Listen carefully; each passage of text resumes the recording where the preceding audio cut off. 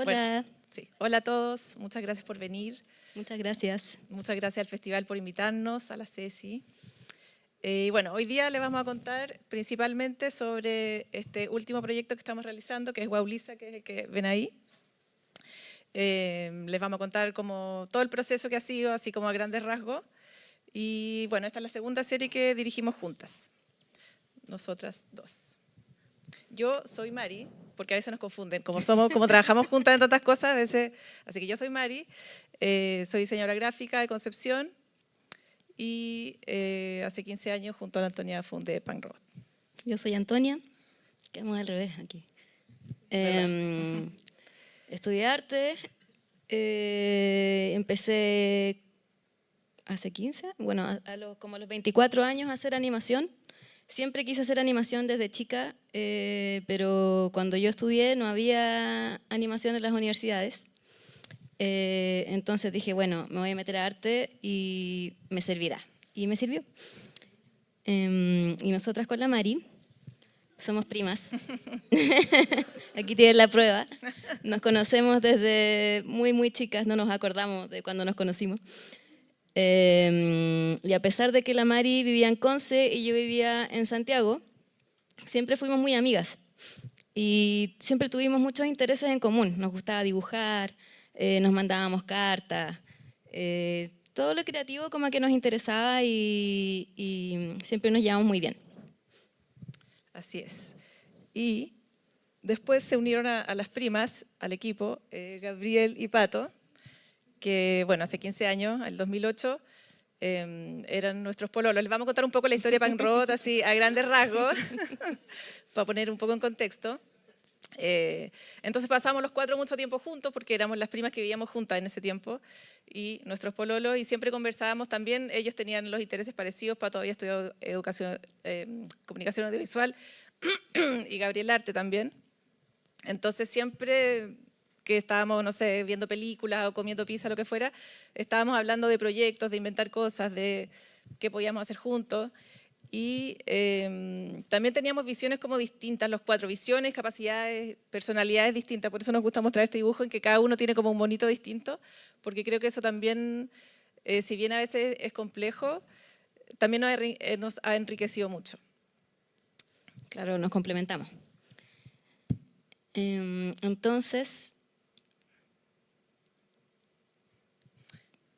y siguiendo con la historia, ¿cierto? Estábamos siempre juntos, hablábamos de hacer algo y un día asistimos a un evento como este de para estudiantes, donde se habló mucho de la falta de contenidos preescolares que se hacían en Chile, la falta de contenidos infantiles que se transmitían en Chile, que lamentablemente se mantiene más o menos así. Pero ahí como que se nos prendió la ampolleta de esto, tanto que hablábamos de hacer juntos, podía ser algo infantil, algo preescolar, que era un interés que también teníamos como naturalmente, sobre todo la Antonia y yo, que era como trabajar en cosas de infancia. Y ahí el Pato, que fue desde el momento uno como el productor, dijo, existe este fondo, que es el fondo del Consejo Nacional de Televisión, al que podemos postular, y para postular tenemos que ser productora, tenemos que constituirnos como empresa, y ahí fue como nació. Y postulamos a ese fondo y lo ganamos. Y fue nuestra primera serie, que se llama Flipos, que es la que ven ahí, que trata como sobre conceptos de educación curricular preescolar. Como lo hicimos como en pares de conceptos, como arriba, abajo, adentro, afuera, grande, pequeño. Fueron solamente 13 capítulos, que fue algo que también aprendimos después, que no era suficiente para salir a venderlo. Después hicimos Las aventuras de Molín y Perlita, que eran unos dientecitos que vivían aventuras y tenía que ver con los buenos hábitos de salud, de higiene. Y después Guitarra y Tambor, que es nuestra serie más larga, tiene 76 capítulos, también es preescolar y trata un poco los temas más emocionales. El primero fue como más curricular, después como tipo de salud, y este es como más socioemocional y trata como temas de empatía, autoestima, eso. Siempre hemos como tomado los proyectos y los proyectos han nacido de un como problema que vemos o una necesidad que vemos o un tema que nos parece importante que pueda ser para la audiencia. Es la manera que lo hemos hecho. No digo que todos lo tengan que hacer así, pero así ha funcionado para nosotras. Guitarra y Tambor lo pueden ver en NTV actualmente. Es la primera serie Guitarra y Tambor que dirigimos juntas. Flipos fuimos directoras de arte, yo fui directora de animación, dirigida por el Gabriel. Molina y Perlita también dirigida por el Gabriel. Nosotros también teníamos roles de dirección, pero de otras áreas. Y a pesar de eso siempre estábamos los cuatro muy metidos en todo. Somos como directores creativos en todos los proyectos que hacemos. Nosotros con el Pato y el Gabriel. Y aparte de series, en paralelo hacemos otros proyectos, hacemos publicidad, hicimos el cortometraje Historia de un oso.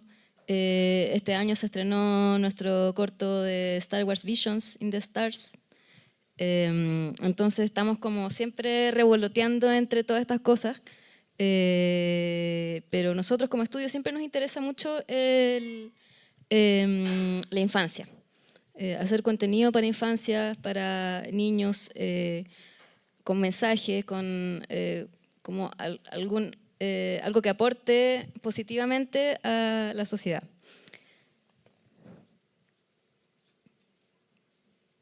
Y el 2020 quisimos hacer esta serie Guau Lisa, que es 7 minutos por capítulo, 26 capítulos. Nos ganamos otro fondo del CNTV y también tenemos el apoyo de la UDLA, tenemos nuestro estudio aquí mismo en el edificio JK, el de allá.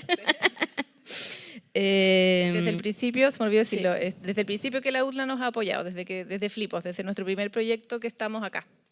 Así que muchas gracias, UDLA. Sí. Hemos asistido a muchas noches de mono. Bueno, y Guau Lisa ahora, 2 años después, estamos terminando la producción, acabamos de terminar de animar el último capítulo y estamos en la postproducción.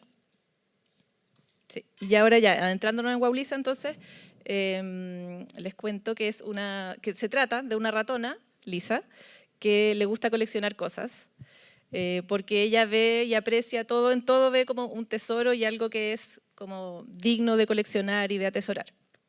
Vive con su mamá, su abuela y su hermano en un pueblito de animales, Valjardín, y se trata un poco la serie de este asombro que es muy natural en los niños y que además, algo muy importante, que las cosas que Lisa colecciona nunca son cosas que se compran, sino que son cosas que se encuentran, son de desecho o de la naturaleza, palitos, rocas o qué sé yo. Y para contarles un poco cómo nace esta idea, también en un evento como este, en otro evento como este, que yo fui a una charla de una directora de programación de un canal de Estados Unidos, ella decía que siempre que le preguntaban cómo me puedo inspirar, en qué me puedo inspirar, cómo se me pueden ocurrir ideas, ella siempre decía, piensa lo que te gustaba hacer a ti cuando chico o chica. Y que es algo como súper obvio, yo creo que todos lo hemos hecho alguna vez, pero piensa como algo especial que te gustara, que quizás no es tan común. Y ahí yo pensé en algo que me encantaba cuando era muy chica. Yo tengo un recuerdo como de los 4 años que me gustaba coleccionar unas bolsitas plásticas como de botonería, que son así chiquititas y que tienen como un patrón, por lo general como estampado. Y ahí empecé a pensar, siempre he coleccionado cosas como sin que sea algo que sea tan relevante en mi vida, siempre ha habido, o no siempre, pero muchas veces he coleccionado cosas. En algún momento coleccioné servilletas, en los 90 estaba de moda, o esquelas, y así, y actualmente todavía colecciono cosas, como esas colecciones de ahí, son algunas de la Antonia y unas mías y una de mis hijos. Y empezamos a preguntar a todos, como ¿alguna vez he coleccionado algo? Y todas las personas nos decían que sí. Entonces dijimos, esto es como una buena característica para que un personaje tenga un buen como gusto o pasatiempo, porque es muy común y es muy como querido por las personas. Y teniendo este tema, ¿cierto? Esta idea de un personaje coleccionista, lo juntamos con otro tema que queríamos tratar hace tiempo, así como les contaba que tomábamos estos como problemas o temas actuales, queríamos hacer algo con el tema de la sustentabilidad, de la ecología, eso. Entonces como juntamos esas dos cosas, porque es cierto, ser coleccionista no es suficiente para crear 26 capítulos, tenemos que ponerle como un trasfondo y fue ese. Entonces ya partiendo de esa idea de una niña pequeña que resultó ser ratona porque nos pareció chistoso que era una ratona coleccionista, como los ratones les gusta juntar cosas en sus Acumular. madrigueras. Sí. Empezamos a ahondar. Teníamos estos dos temas que se nos cruzaban, ¿cierto? El coleccionismo, que lo tomamos como de por qué nosotros como seres humanos intuitivamente nos gusta coleccionar, nos gusta catalogar esto de acá, por colores, por forma. Y está muy ligado con el aprendizaje. Como que una persona curiosa está aprendiendo, está observando, está observando el mundo que lo rodea, y un niño nace curioso. Una guagua mira a su alrededor y está como que en constante asombro. Y como adultos vamos perdiendo un poco esto, porque ya cachamos más de lo que está pasando. Entonces quisimos hacer una serie que fomentara esto, que fomentara la curiosidad, la creatividad, la originalidad en los niños, y que lo hiciera mediante la naturaleza, no las pantallas, no al mall, no al capitalismo, así poniéndose muy extrema, sí con ir a la playa, ir al bosque, encontrar piedritas, hacer regalos de cartón a tus amigos, todo ese tipo de cosas que nosotras además como que creemos como personalmente, como mamás. Yo tengo 2 hijos, la Mari también. Entonces es un problema que también vemos muy a diario, como mucha acumulación de los niños, mucho como tener por tener, mucho desechable, juegos desechables, juguetes desechables. Entonces en los capítulos tratamos estos temas, por ejemplo, alguien menciona, no sé, no a las bombillas porque puedes tomar sin bombilla o con bombilla reutilizable y es mucho mejor para el medio ambiente, por ejemplo. Ahora los capítulos tienen trama, no son solo sermones, porque tienen que ser entretenidos para los niños, porque si no, no los van a ver, no se van a entusiasmar y no se van a poner curiosos, no van a aprender. Claro, acá nosotros ponemos los objetivos como más específicos, pero en realidad el objetivo principal de una serie es entretener. Y si no entretiene, los niños no van a aprender. No cumple su objetivo. Claro, y nos gusta mostrar los objetivos porque siempre decimos que los objetivos son como una guía para casi todas las decisiones que vamos tomando. Entonces, como recomendación, es muy bueno tener claros los objetivos porque se te va a hacer todo el trabajo mucho más fácil. Desde la ropa que el personaje usa, desde de qué se trata el capítulo, como si todo va alineado y te queda como un producto coherente, un resultado coherente, mucho más fácilmente. Como que todo fluye más fácilmente si tenemos como mapa que nos va diciendo qué es lo que quiere nuestro personaje y qué es lo que queremos transmitir con la serie. Claro, estos son como los huesos de la serie. No se ven, pero están ahí sosteniendo todo. Y otro objetivo que nos gustaría mencionar es que queríamos una protagonista niña, mujer, porque históricamente en la programación infantil y adulta también hay pocos roles femeninos protagonistas. La mujer tiende a ser la compañera, la que está atrás, la que reacciona a las acciones del protagonista. Entonces queríamos tener una niña que era proactiva, que era curiosa, que salía a recorrer el mundo.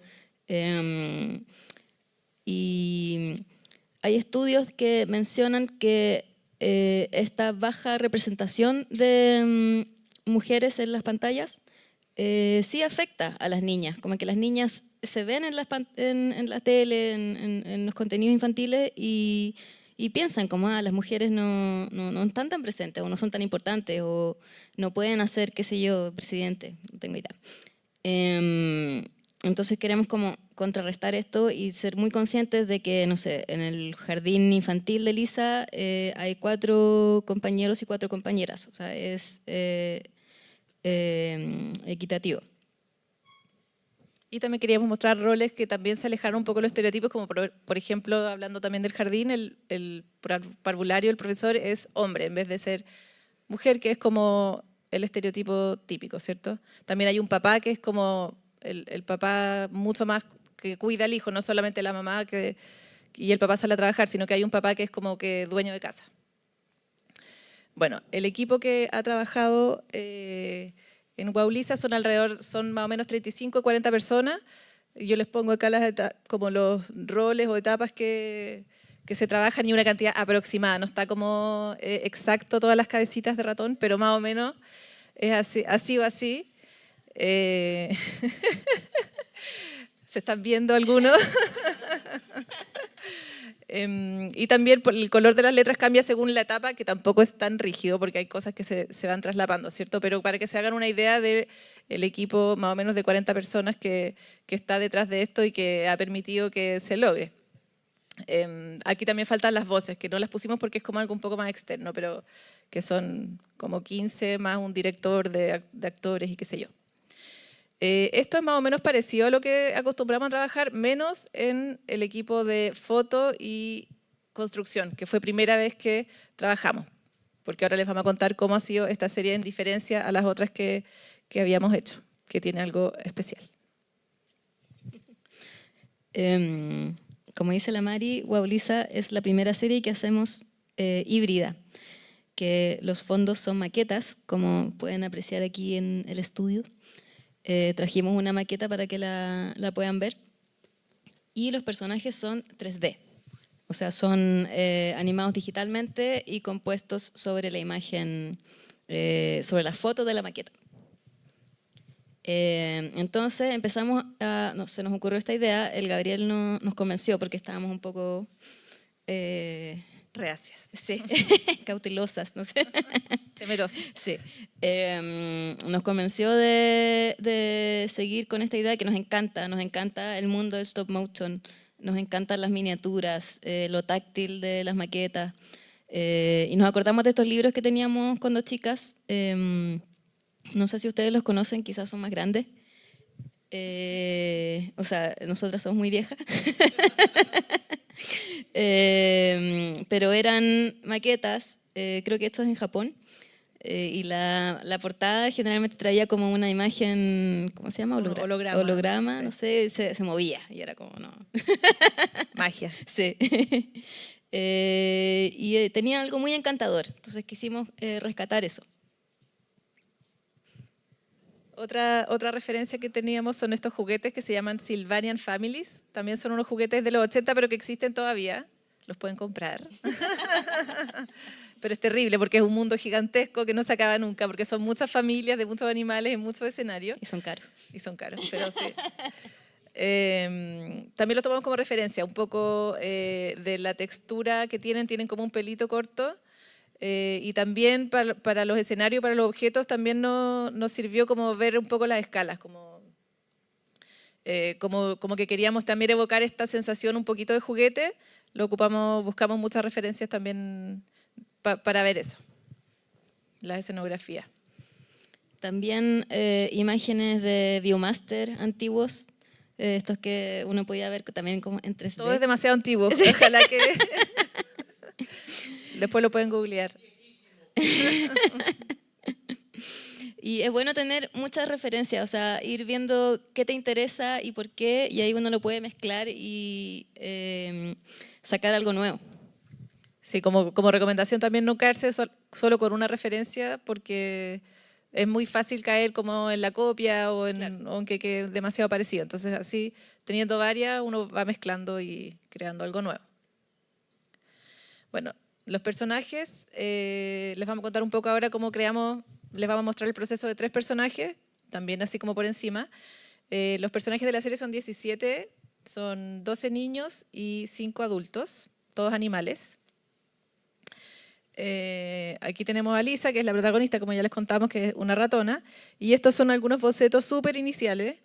De hecho, estos son como de antes de tener el fondo, yo creo que todos, o la mayoría. Entonces son como hechos entre nosotras dos nomás, sin contar todavía con el equipo con el que contamos después. Y nos gusta mostrar esta imagen que tiene como diferentes técnicas o medios para dibujar, algunos como súper rápido, yo dibujo súper rápido, súper plano, como dibujo así muy básico. La Antonia, en cambio, dibuja con un poco más de volumen y con un poco más de detalle. Y las dos cosas sirven para diferentes objetivos. Y también trabajamos vectorial para probar colores, por ejemplo, o probar tipos de ojos o accesorios, cosas así. Eso permite avanzar mucho más rápido. Entonces también es bueno tener esas distintas maneras de de dibujar al mismo personaje porque te van sumando cosas diferentes y vas descubriendo cosas diferentes. Claro, en esa etapa tan inicial lo importante es probar, es sacar todos los monos que uno pueda y ahí ves que te gusta, que después no se puede cambiar. Aquí ya hay el personaje está mucho más definido, ya definimos que es un ratón, hay referencias de cómo va a ser la ropa, decidimos que como Lisa al principio pensamos que debería tener un gran Bolsillo. Gracias. Un gran bolsillo para poder guardar todas las cosas que va encontrando en el camino. Después, no sé por qué lo descartamos, no me acuerdo. Tiene zapatillas cómodas porque le gusta explorar. Tiene un chaleco tejido por su abuela de lana que le queda un poco grande. Todos estos detalles los vamos trabajando y cerrando. Y aquí ya hay un model sheet, que para los que estudian animación saben que es muy importante porque es el dibujo con el que el modelador 3D hace el modelo 3D. Entonces tiene que ser muy exacto en cuanto a proporciones y que calce el perfil con el frente. Hay detalles como de la forma de las orejas que no se ve en ni frente ni de perfil, entonces lo detallé como más arriba, los ojos, los diferentes ojos, como cómo va a pestañear este personaje, puros detallitos muy técnicos. Y bueno, igual que con lo que les decía de los objetivos que nos van como ayudando a tomar las decisiones, también pasa, por ejemplo, lo del chaleco de lana tejido, es porque tiene que ver con los objetivos que les comentamos de la serie, ¿cierto? Y acá ya trabajando aquí esto lo hizo la Meli Jensen, con la que trabajamos todos los personajes. Después de que ya tenemos nuestro diseño, ¿cierto? Viene la parte de cómo transmite su personalidad visualmente, ¿cierto? En sus expresiones faciales, corporales, porque no es lo mismo un personaje que se tira en las hojas a un personaje que mira las hojas de lejos o que se agacha para ver algo de muy cerca a alguien que lo toca con un palo. Entonces, todas esas como gestos nos van ayudando a definir bien la personalidad del personaje y que se transmita como en todo, ¿no? Como que todas esas características que le queremos dar en verdad se noten. Y estos dibujos también sirven mucho para storyboard, que todo va como en paralelo. Entonces, los storyboardistas miran estos dibujos y saben como, en esta acción va a reaccionar un poco así, Lisa, o se va a mover así. Y eso en el fondo después se traspasa a los animadores y así. Este es el concept final de Lisa. La rotación la hizo la Meli también. Ya están definidos los colores, su ropa, sus proporciones, muy cabezona, 2 cabezas y media en el cuerpo. Y este es cómo quedó el personaje 3D. Es muy peludita, lo cual fue todo un desafío. Queríamos lograr también que la textura del chaleco pareciera de lana, peludita. Y eso, se trabajó 2 veces este modelo, porque primero lo hicimos un poco más a la rápida para postular el fondo CNTV, un trailer que hicimos, y de ahí, cuando nos ganamos el fondo, la trabajamos más de nuevo ya con el diseño más cerrado. Y este es el hermano de Lisa, Lucas, el hermano menor. Y también un poco el mismo proceso, ¿cierto? Bocetos iniciales, vectorial, a lápiz, en tablet, qué sé yo, para probar diferentes cosas. Este es un personaje que aporta mucho humor a la serie, que tiene que ver harto con las emociones. Entonces también acá en las pruebas estas de expresión que hizo la Meli, tiene que ver más con las emociones. Él sale llorando, sale muy contento, riéndose, porque ese es como un poco su rol. Era muy importante que lograra transmitir esas emociones. También, por ejemplo, en uno de los primeros bocetos no tiene cejas, y después, como para transmitir mejor las expresiones y las emociones, mejor que tenga cejas, por ejemplo. Este es más cabezón que Lisa todavía. Sí, porque es menor. Así quedó el render. El pelo está hecho con Yeti y el render con Arnold. Y no me pregunten más. No es mi área. Pero quedó muy bacán. Y por último Simón, que es el mejor amigo de Lisa, su vecino, su compañero del jardín también, que a diferencia de Lisa y Lucas, este es el único personaje que no es peludo, que tiene otra textura. Y a diferencia de Lisa y Lucas también, este sí se inventó a partir de cuando ya teníamos el fondo, entonces desde cero lo agarró la Meli, y por eso tiene estas pruebas de silueta que las hizo ella, que nosotros no hicimos en los otros dos personajes. Para todo el resto de los personajes partíamos así, con una prueba, con unas muchas posibilidades. La Meli nos mandaba, no sé, 15 siluetas, ahí elegíamos, no sé, 2 o a veces una, y ahí seguía con unos dibujos como los que están abajo, como ya más detallados. Aquí también está la rotación, cómo se va a ver con el gorrito de la chaqueta de... ¿Cómo se llama? Impermeable. Gracias. El impermeable, le pusimos un impermeable porque es una rana, entonces todo muy ad hoc, unas botas de agua.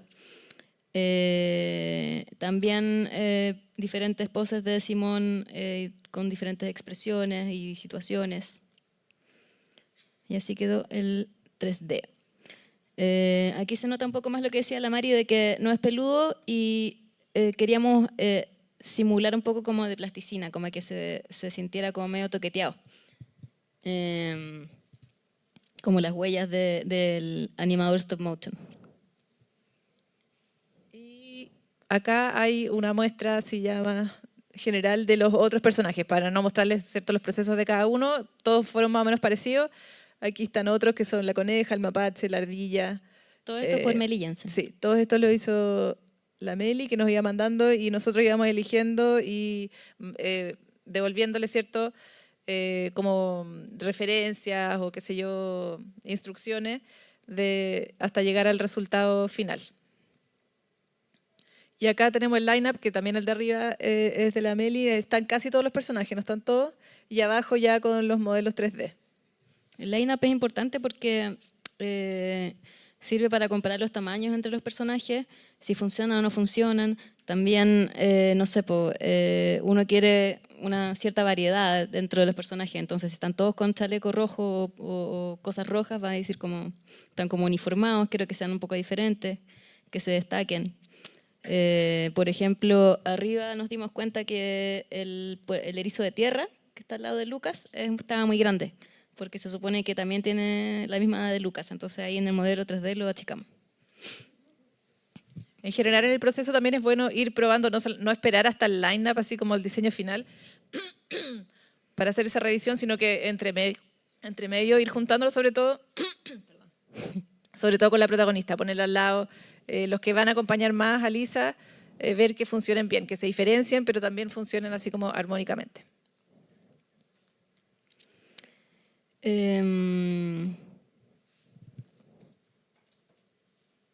Bueno, ahora les vamos a mostrar un mini making of, estreno oficial, nunca antes visto, del proceso de la construcción de maquetas y el proceso de foto de las maquetas.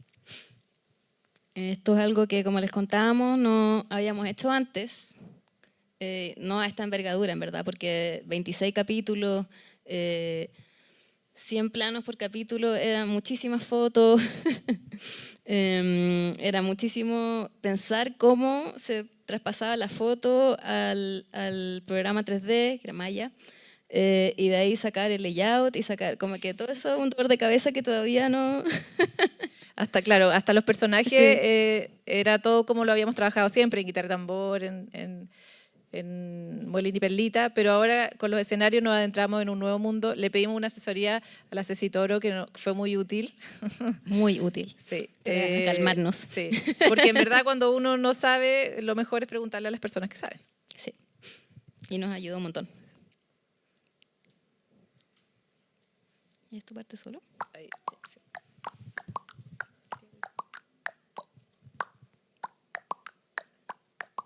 Y esta música original de Wauliza, por Andrés Walker.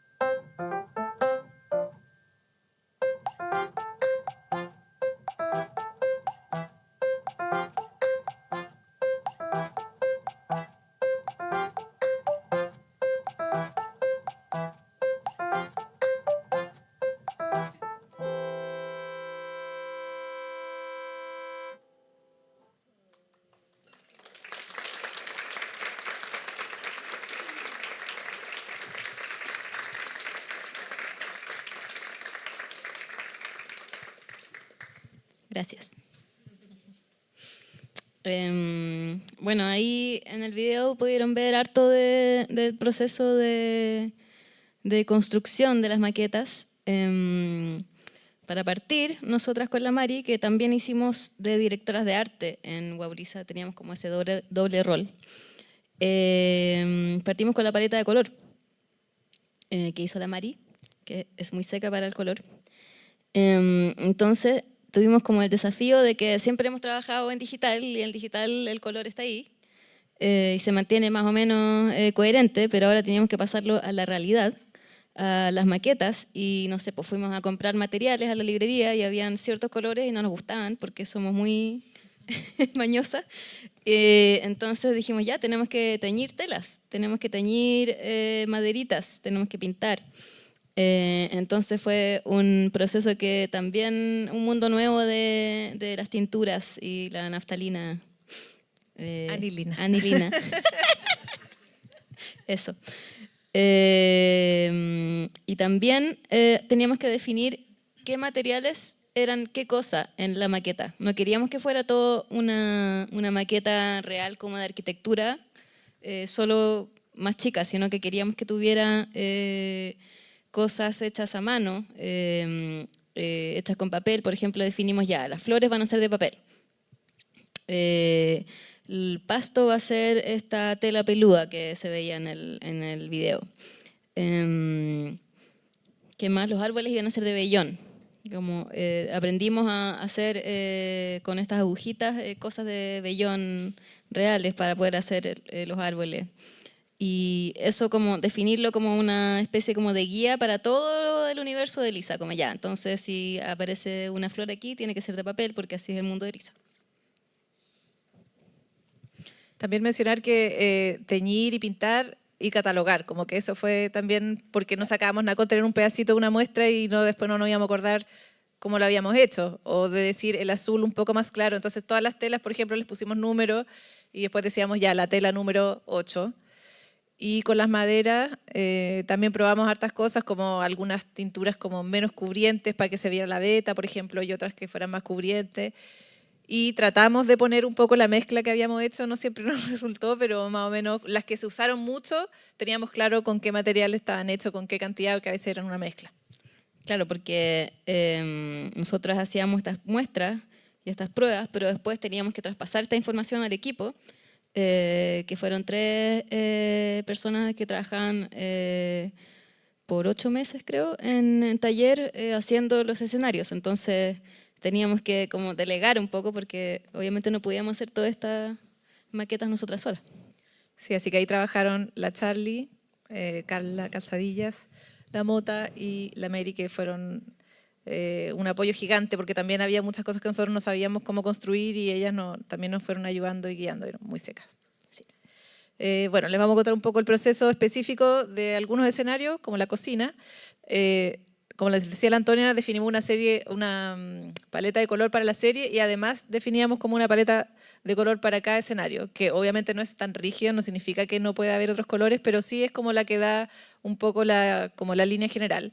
Y también, igual que los personajes, igual que la serie en general, buscábamos referencias reales o de juguetes o de qué sé yo, y también en este caso que tenga que ver con los objetivos. Entonces, ¿qué queríamos nosotros con la cocina? Que fuera un lugar que se viera un poco antiguo, porque es una casa donde no se botan las cosas, sino que se reparan, que se viera con elementos de la naturaleza, porque son una casa donde no se evita el plástico quizás, o se evita demasiado plástico. Entonces hay muchos como elementos de materiales naturales, madera o mimbre, y también cosas hechas a mano como los tomaollas a crochet, porque es una casa donde se hacen manualidades, ¿cierto? Entonces, como lo que les decía antes, tener siempre los objetivos en mente, no solamente como quizás, esta cocina me gusta mucho, sino que sea una cocina que sea coherente con lo que estamos comunicando. También que, no sé, pues tener frascos porque compran a granel en vez de comprar en paquetes, o tienen una huertita, entonces tienen sus verduras ahí en frasquitos también y qué sé yo. Ese es el primer boceto que se hizo, que lo hizo Pau Morgan. Lo que hicimos fue trabajar con la Meli los personajes, con Pau Morgan los escenarios interiores y con Karina Koch los escenarios exteriores. Y este es el primer boceto que nos mandó Pau, después de que nosotros le mandamos como un mood board con referencias, con la paleta, qué sé yo. Y como ven ustedes, también es como un boceto más o menos rápido que permite hacer varios cambios, ¿cierto? Después ya se aplica color cuando ya están las cosas un poco más definidas. Y después pasamos a otra etapa, que es una que habíamos hecho por primera vez, que es la premaqueta, que es algo que no habíamos hecho antes porque antes pasamos de este como boceto final o concept a modelar. La premaqueta es como una maqueta en material muy barato o de desecho, como cajas y qué sé yo, porque tiene que permitir cambiar, porque también aprendimos que obviamente del boceto, del concept a la realidad, también hay una parte que es imposible de prever, que solamente se ve ahí cuando tenemos los elementos tridimensionales y probamos las cámaras y probamos los personajes puestos y nos damos cuenta que quizás algo está muy alto, se ve demasiado lejos en la cámara o demasiado cerca, etc. Entonces se hacía para todos los escenarios esta premaqueta con cartones y ahí se definían bien qué había que agrandar, qué había que achicar y qué sé yo.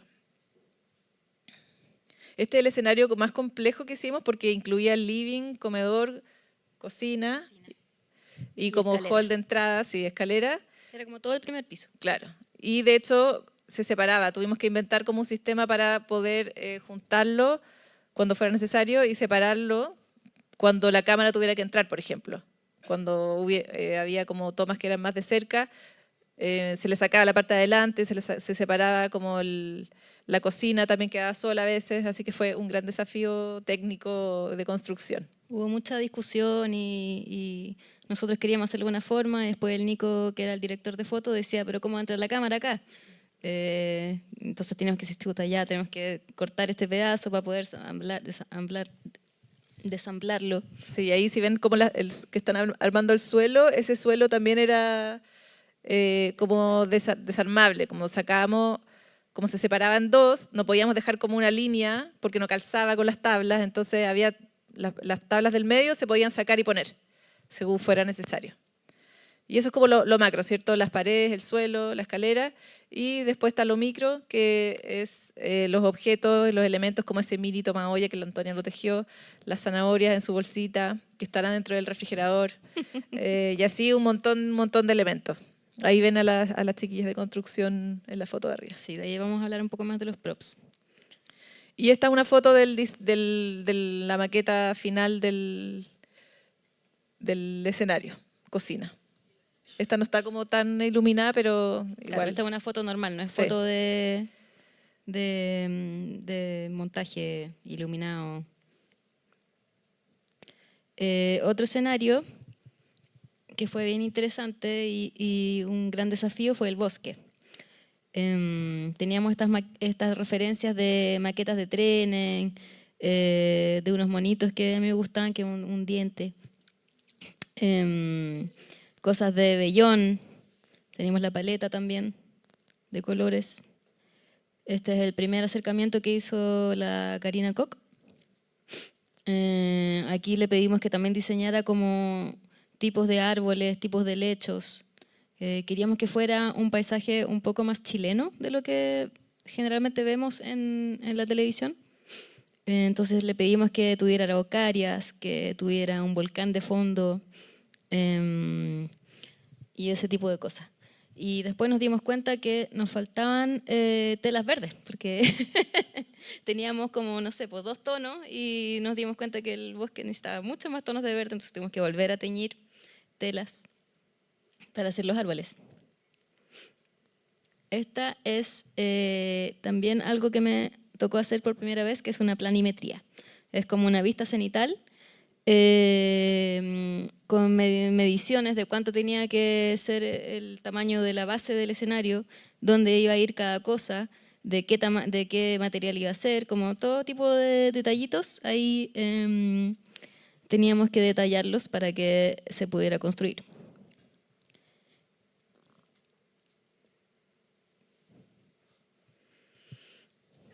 El pasto, como les contábamos, fue un pequeño dolor de cabeza porque no encontramos ese tono verde pasto. en esa tela tela. pelúa, sí. Claro, en la tela peluda que nos gustó. Entonces compramos la tela, que era blanca, y después la teñimos con anilina. Y la cuestión no agarró nada porque era sintética. La anilina solo agarra en el algodón. Entonces fue como, ya, ¿qué hacemos? Filo, pintémosla con cualquier pintura, a ver qué pasa. Como no teníamos que lavarla, no funcionó, pues con cepillo de dientes ahí estuvimos pintando. Y quedó bastante bien porque además quedó como media matizada. Como Sí, diferente. como un error, al final Claro. funcionaba mejor. Ahí están todos los verdes que tuvimos que añadir al catálogo. Y en general intentamos usar materiales reciclados, materiales de desecho, materiales compostables, en vez de ir a comprar en plástico que no sé qué. Tratábamos de usar, por ejemplo, esas espumas que vienen, donde vienen los computadores, que teníamos harta, justo habíamos comprado computadores para la oficina. Esas mismas las usamos para los árboles, para hacer las bases. Para la tierra que se ve en algunos capítulos en que andan jardineando, usamos borra de café, que también teníamos harto porque tomamos mucho café en la oficina. Y se veía súper bonito. Para la arena usamos migas de pan.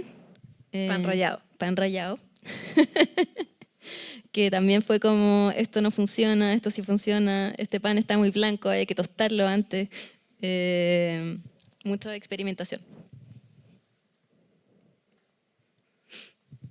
Y al momento de montar, con la ayuda de las chiquillas de construcción, nosotras, también nuestro rol era como ya ir definiendo cómo se iba a ver a cámara, junto con el Nico y con el Santi, que eran los encargados del rodaje.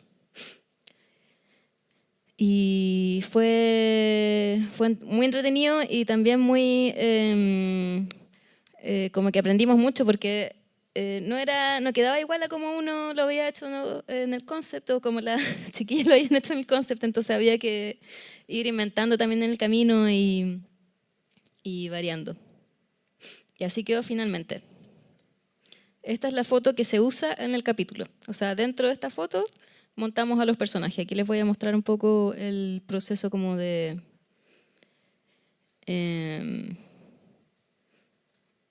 cómo va a servir esta foto. El fondo, lo que se ve como la montaña y como los árboles de más al fondo, son una tele que tenemos en el estudio, que es como una tele muy grande, que sirve como de matte painting. El matte painting es como una técnica que se usa del cine desde siempre, que es una tela pintada de fondo y que simula como el horizonte y las montañas o la ciudad o lo que sea. Y funcionó bastante bien, también teníamos como dudas con eso, pero... Usábamos el mismo concepto de la Karina, Claro. Lo poníamos al fondo, lo corríamos, algunas cosas tenían los elementos por capa, entonces podíamos ir jugando según se necesitara para la toma. Claro. Aquí esta foto está con los personajes. Estos personajes obviamente no son los que usamos porque son de maqueta, son impresiones 3D que pintamos e imprimimos a escala para poder ver, tener esa referencia. Aquí van a ver, va a estar este mono en este lugar, se va a ver así, de ese color va a ser su sombra, que después sirve para la composición. Así va a ser la iluminación, entonces sirve de referencia para el equipo de iluminación y render. Entonces teníamos que sacar la foto sin el mono, que a veces se nos olvidaba y era terrible, y con el mono. Y así se ve el plano final compuesto, iluminado, rendereado. Estos monos son 3D sobre la maqueta.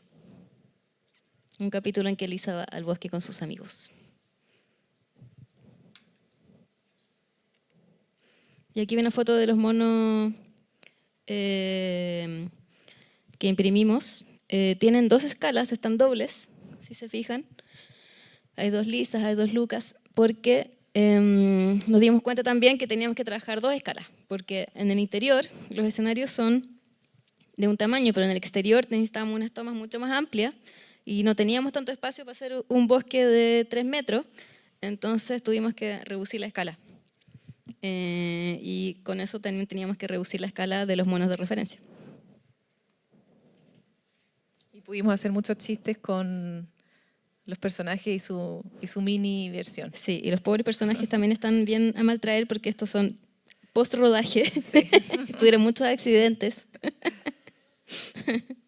Bueno, otro escenario, ¿cierto? Pues vimos la cocina, el bosque, y otro fue la sala del jardín infantil, que trabajamos igual, primero con referencias que le mandábamos, en este caso a Pau, y también el jardín es un lugar súper acogedor y que también tiene mucho que ver con la naturaleza, entonces que tenga, no sé, brotecitos o que los muebles sean de madera, de mimbre, que las telas sean como se vean como naturales y no sintéticas, y que haya mucha vida infantil, como dibujos y mucho arte infantil. Este es el primer boceto que mandó Pau, lo mismo, es un boceto rápido, sin color, como una primera propuesta, que después termina en esto, ya con su paleta de color definida. Aquí hay un poco de los props que se trabajaron. Yo creo que este fue, no sé si el que más tenía, pero uno de los escenarios interiores que más props tenía, por lo mismo, porque es una sala de jardín, o sea, donde van 10 niños todos los días. Así que tenía muchos props chiquititos, como esos peluches que están hechos de vellón, los mini lápices, las frutas de tejidas, libros, témperas, etc. Y está lleno de props pequeños. Y esta es una foto final, no sé si se fijaron, pero en el boceto final, o sea, en el concept final, las paredes eran celestes y eso cambió. O sea, igual siempre hay cosas que cambian, porque nos dimos cuenta que la pieza de Lisa, al ser celeste, al final como que necesitábamos diferenciarlo más y por eso cambiamos el color de las paredes y de los marcos de las ventanas, para hacer esa diferenciación. Y lo último que les queríamos mostrar es el proceso de construcción de props y diseño. Los props son todas las cosas que aparecen, que manipulan, como objetos, que no son necesariamente escenarios. La Cecil nos recomendó, y le hicimos caso, hacer fichas técnicas con el nombre del prop, notas, colores, tratamiento, material, medidas. Entonces, esto recayó en mí. Tuve que hacer muchas fichas técnicas de cada cosa que se hacía, o sea, que aparecía en la serie. Entonces, aquí está la ficha técnica de la huerta. Y ahí un poco el proceso de cómo quedó. El refri también fue un desafío que no sabíamos bien cómo hacerlo para que tuviera como esa forma redondeada. Entonces al final decidimos imprimirlo en 3D. Y de ahí se entusiasmaron en el taller y le pusieron luces. Quedó muy bonito. Aquí están las camitas que pueden ver aquí en vivo también, un parte del set que trajimos. Había una chiquilla que es la Mota, Denise Flores, que es muy seca con la máquina de coser y nos ayudó muchísimo en todas estas cositas de hacer una mini almohadita, un mini cobertor, mini frazadas. Y bueno, ya con nuestros personajes hechos en 3D, ¿cierto? Las maquetas construidas, llegó el momento de juntar las dos cosas y pasar al estudio, al montaje y al estudio, que era algo a lo que nos enfrentamos por primera vez, más o menos, o sea, en esta envergadura, y pasar a todo el proceso de iluminación. Ahí tuvimos al Santi y a NJ, que eran los reyes del estudio. Cargados. Sí, director de fotografía, y que gracias a ellos, o sea, como que ellos nos guiaron mucho también. Sí. Tanto en la iluminación como en los tiros de cámara, en todo. Y nosotras, las chiquillas de construcción, armaban como el escenario como a grandes rasgos y nosotros nos preocupábamos de los como detalles y ya de ver, porque se sacaba con la animática lista una foto por plano. Entonces a veces había que modificar cosas porque el mueble que habíamos puesto en tal parte tapaba la cara de un personaje o qué sé yo. Entonces nosotros estábamos ahí todo el tiempo que se sacaron las fotos para tomar esas decisiones, como entonces dónde ponemos este mueble o qué va a pasar, va a haber un error de continuidad o no se va a notar, que eran discusiones que también habituales, etcétera. Y bueno, y también como preocupándonos de que estuviera derecho, de que estuviera como en su mejor cara o qué sé yo. Aquí hay un poco más del proceso de lo que les contaba antes, pues foto sin personaje, foto con personaje de referencia, foto con personaje 3D, que es como se animan, como lo toman los animadores, y foto con frame final con el personaje ya compuesto. En este caso, todo lo que se mueve es 3D también, no solo los personajes. Por ejemplo, en este plano Lisa va hacia la ventana, toma un pisito y lo pone. Entonces eso tiene que ser 3D porque lo tiene que manipular. Las cortinas también se hicieron, fue una mezcla 3D con una foto de la cortina real que pusimos la textura de esa foto sobre la cortina y ahí se movía.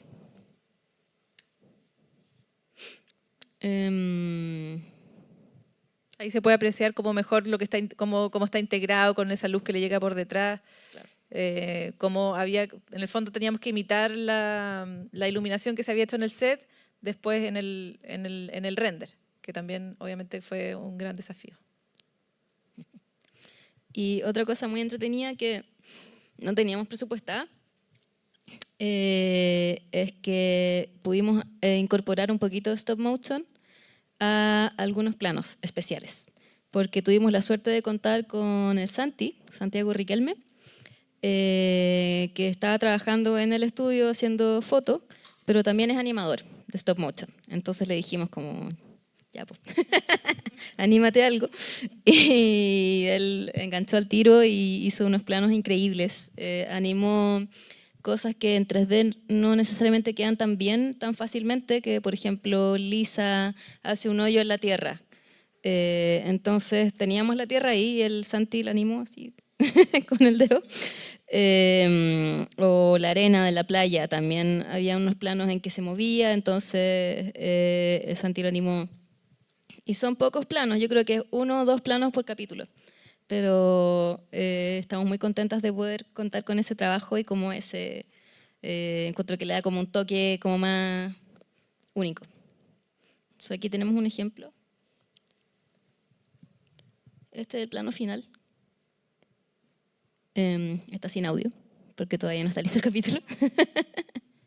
Pero ahí se caía la mesa, entonces el Santi, esto es lo que... va. Ahí.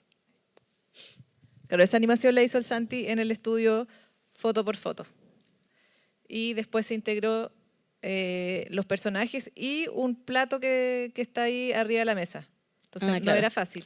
Lisa estaba comiendo un plato, o Lucas, no me acuerdo, ahí está. Sí. Ese plato es 3D. Entonces ahí teníamos que ver que todo calzara, que se viera relativamente bien el mono 3D arriba de lo que se había animado. Muchas cosas a considerar. Sí, como la charla se llama técnica mixta o híbrida, quisimos contarles esto que fue como un tercer elemento que sumamos a lo 3D, la maqueta y estas mini animaciones stop motion. Y para terminar, les mostramos este tráiler que muestra todo de lo que hemos hablado. My name is Lisa, and I'm a collector. I'm always searching. Wow. Wow. Wow. Wow. Because something amazing could be anywhere. Lucas Collection. This is my brother Lucas. Mr. Cardboard to the rescue. Whoosh. This is my mom, Laura. She works at the library, which is kind of like a big collection. And she's the best storyteller. And this is our grandma Lola. She knows how to do everything. She showed me how to use my bottle collection in the garden. I am a robot. Beep, beep, beep. That's my neighbor Simon. Lisa! Lisa! Hi. And this is my best friend, Maya. She's the best at making arts and crafts.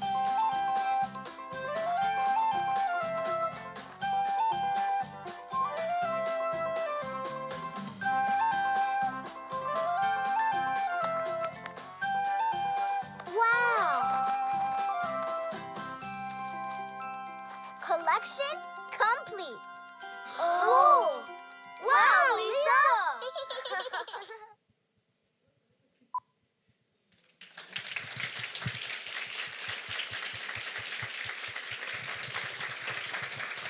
Gracias. Bueno, ese tráiler está en inglés porque lo hicimos especialmente para una feria internacional, por eso que está en inglés. Pero está hecha en español ahora. O sea, La serie. sí, la serie la estamos haciendo en español. Bueno, y ahora sí para finalizar, lo otro no era para finalizar. Ahora para finalizar, agradecimiento al equipo. Esas dos fotos, esta parte del equipo no están todos, pero están ahí en representación. Como decía el Antonio, estamos terminando la producción, ya se animó el último capítulo y estamos muy agradecidos de haber contado con un equipo tan increíble que nos permitió y nos sigue permitiendo como llevar esta visión que teníamos y esta idea a un resultado concreto que nos enorgullece mucho. Así que muchas gracias al equipo y un aplauso para el equipo, por favor.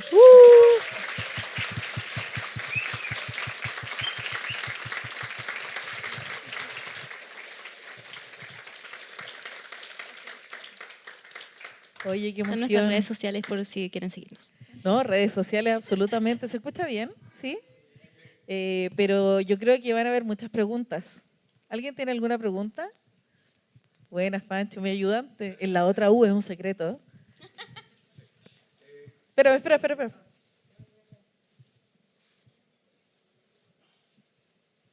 Hola, bueno, yo llegué un poco más tarde y quería saber qué materialidad usaron y por qué usaron esa materialidad, por qué se les hizo más cómodo trabajar con ello en realidad.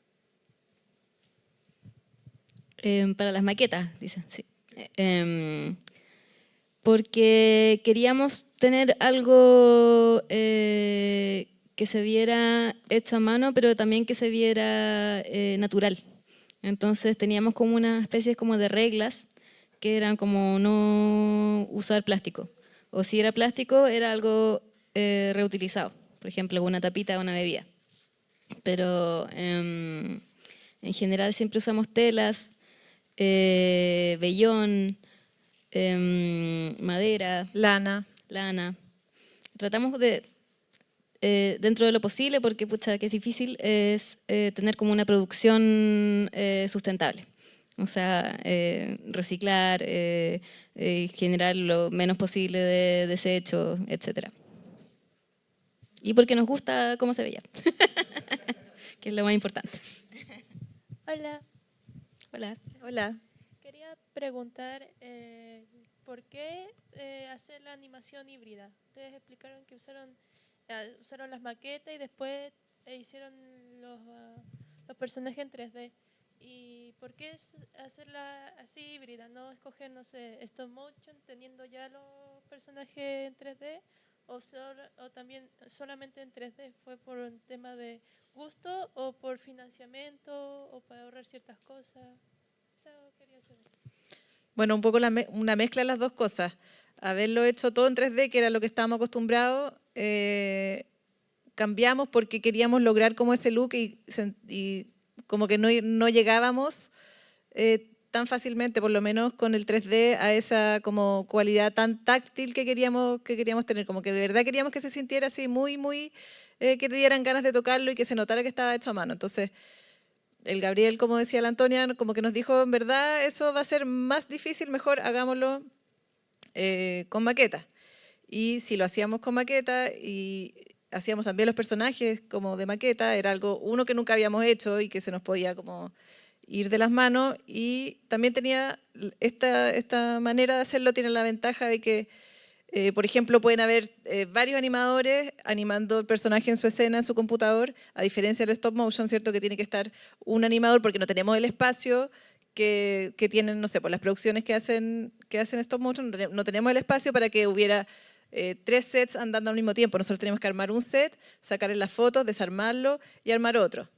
Entonces hubiese sido imposible en el tiempo a ese ritmo, no hubiéramos podido. Entonces encontramos esta manera mezclada. Claro, en el fondo, al hacer los personajes 3D, nos ahorramos desventajas del stop motion, que es como lo que dice la Mari, y también porque es lo que sabíamos hacer. Entonces, como que ya teníamos el equipo 3D, teníamos las herramientas, los conocimientos para poder animarlo y sabíamos que podía quedar muy bonito integrado, como que teníamos esa seguridad de que iba a quedar bien.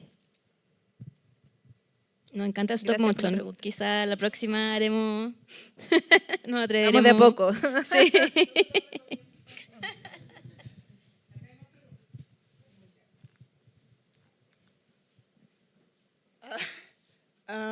Hola, Hola. esto es más Hola. bien una pregunta como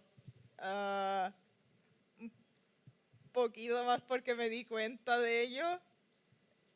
¿Fue intencional que toda la familia de Lisa empezara con L? Sí. Sí, es como una mini chiste que a los niños les da risa, no sé. Y de hecho todas las familias empiezan, Sí. o sea, por ejemplo, Simón, su papá se llama Samuel, Maya, que es la coneja, su mamá se llama Mabel, y sus hermanas también empiezan con M. Sí, cada núcleo familiar tiene su letra. Yo sé que esto lo dijeron y me distraje, pero ¿dónde se podía ver? Todavía no se puede ver. ¿Dónde Sí, se no podrá? fue que te distrajiste. Está en producción todavía, entonces tenemos que terminarlo. Sea bonito. Pero, Pero el se va a próximo ver año, en NTV, sí, en un principio. Sí. no sabemos la fecha todavía, pero el próximo año se va a estrenar. Perdón. Y se va a Lo estrenar, avisaremos por nuestras redes sociales. claro, como es hecho con un fondo CNTV, tiene que ser emitido por un canal nacional.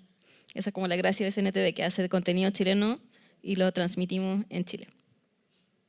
Ya, preguntas, última oportunidad. Ya, bueno, entonces mi momento regalo.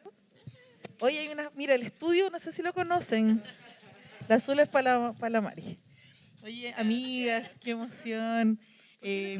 Oye, quería comentar una nerdez que yo sé que aquí es como el único público que puede como apreciar esta nerdez, que es que la parte de cartón, que era como la previa maqueta en cartón, era como una especie de pre-blocking, que en 3D se usa mucho. Entonces yo decía, chiquillas, hagámoslo antes, aunque se vea feo, no se vea tan como profesional, era lo más profesional del mundo, hacer una prueba previa antes de que las maquetistas pudieran entrar como de lleno, porque en realidad teníamos que reprobar y eso era una lata, pero era mucho mejor ahorrarse la lata para después. Totalmente, o sea, fue un gran consejo.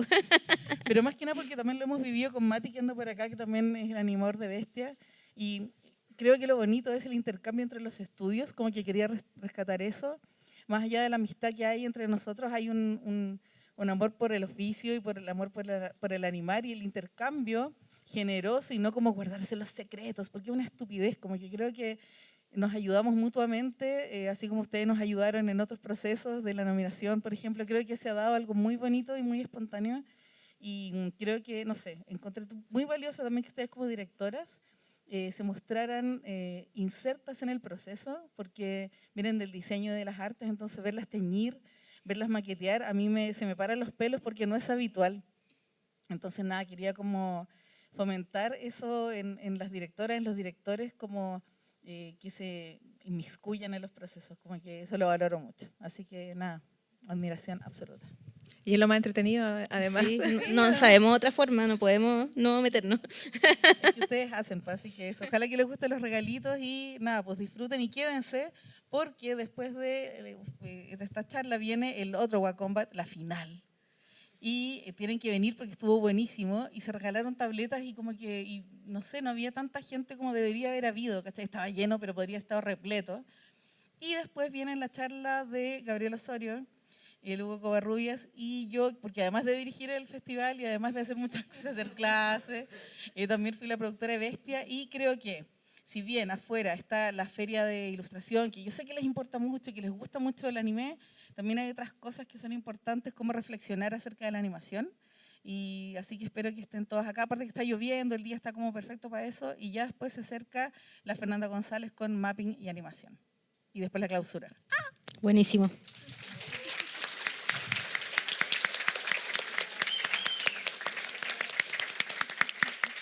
Ojalá que les guste.